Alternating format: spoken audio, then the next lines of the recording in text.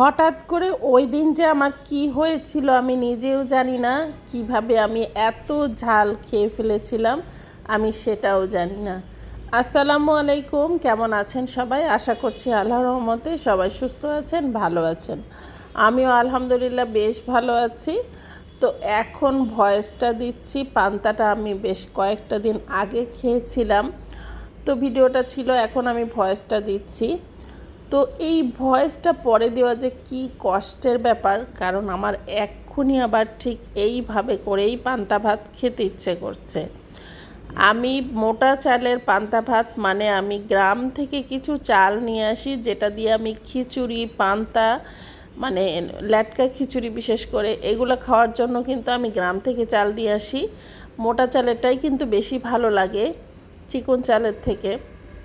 তো আমি এই যে পান্তাটা নিয়ে বসে পড়েছি।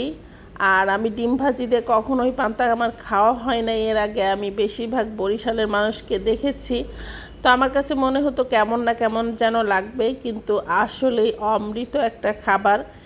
এত মজা ছিল, অসম্ভব মজা লাগছিল। আর শুকনা মরিচ পোড়া দিয়ে কেন যেন এত মজা হয়েছিল বলতে পারছি না।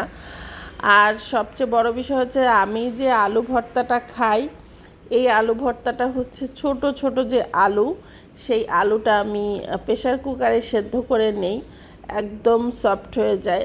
আর ওই আলু ভর্তাটা না এত আঠালো হয় আর এত টেস্টি হয়, আপনি ওই আলু ভর্তা দিয়েই এক প্লেট ভাত অনায়াসে খেয়ে ফেলতে পারবেন, কিচ্ছু লাগবে না সাথে। আর যখন আমার খেতে ইচ্ছা করে এই আলু ভর্তা, আর কোনো কিছু না, ওই আলু ভর্তাই আমি খাবো। তো আলু ভর্তাটাও কিন্তু ঝাল ঝাল করে করেছিলাম, আর আমি পরে আশ্চর্য হচ্ছিলাম যে আমি এত ঝাল আজকে কিভাবে খেয়ে ফেললাম, মানে নেশায় নেশায় খেয়ে ফেলেছি। তো পরবর্তীতে অবশ্য অনেক ঝাল ধরেছিল আমার। আর সাথে এই যে কাঁচা পেঁয়াজও কচর কচর করে চাবিয়ে চাবিয়ে খাচ্ছিলাম, খুব ভাল লাগছিল। আবার সাথে ছিল ছোট ছোট ইলিশ মাছ ভাজাও।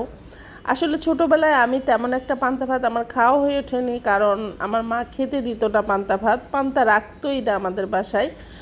খুব খেতে ইচ্ছা করতো কিন্তু স্বাধীনতা ছিল না। তো এখন তো ইচ্ছা মতো যেমনে খুশি অমনেই পারি, খেয়ে নিই, সমস্যা নাই, কেউ কিছু বলার নাই। একটা সময় এসে আসলেই কিছুই কারোর কিছু বলার থাকে না, মা না, শাশুড়ি না, কেউ বেঁচে নাই এখন, যার কারণে যেমনে খুশি তেমনিই খাচ্ছি। ভালোও বলার মানুষ নেই, খারাপ বলারও মানুষ নেই। আর হাজব্যান্ড, সে তো আমার ভালো থাকাটাই সব সময় তার কাম্য। আমি যেভাবে খুশি থাকি সে সেটাই চাই সব সময়।